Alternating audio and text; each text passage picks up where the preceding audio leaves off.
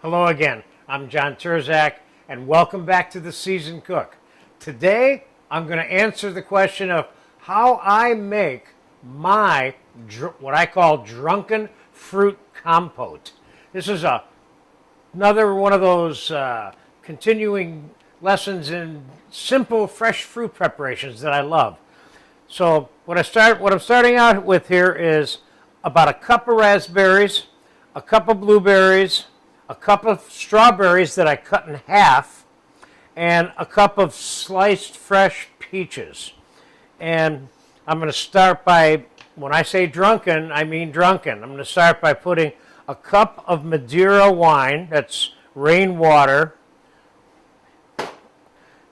and I'm going to put about a quarter of a cup of white cream de menthe in here.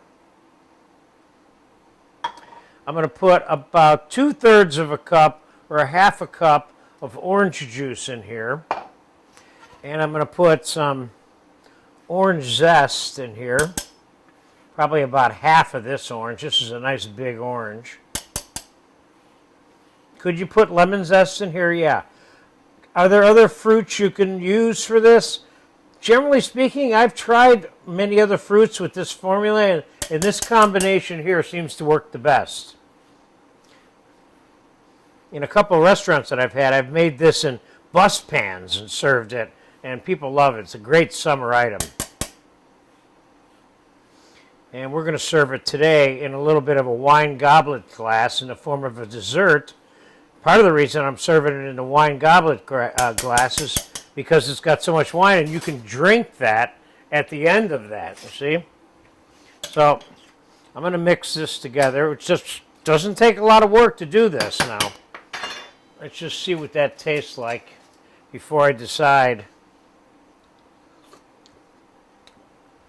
I think it needs a tiny bit of simple syrup. So I'm going to put, I don't know, maybe a quarter cup in there. So there is the marinade. Let's just give that another quick taste. That's good for me. Now I'm going to plastic wrap this and put it in the fridge for about an hour and a half, hour.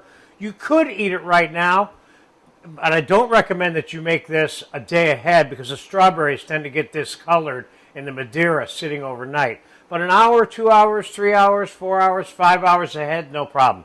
So I'll be back in about an hour, and we'll put this together in a glass with some sweet and sour cream topping and a little bit of fresh mint and nutmeg. Okay, it's been about an hour. This drunken fruit compote's been laying around, and it's what I would call drunk right now, okay? So let's take it off, and we tasted it. It tasted good. I'm going to add a little pinch of vanilla to this just for fun. And let's give that a mix and taste that again.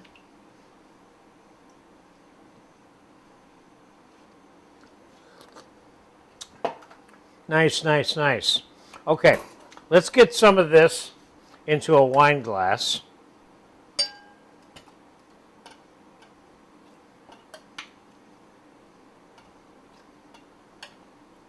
So I'm going to put this together as a individual dessert for you here too.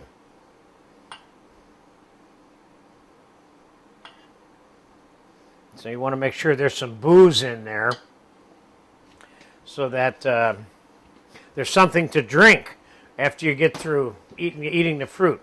So let's take, I got a cup of sour cream here. I'm going to sweeten it up with a little bit of granulated sugar. Not much. A couple of tablespoons is all it needs. Theoretically, you could put it on there unsweetened and it would still be good, but I think a little bit of sugar is helpful.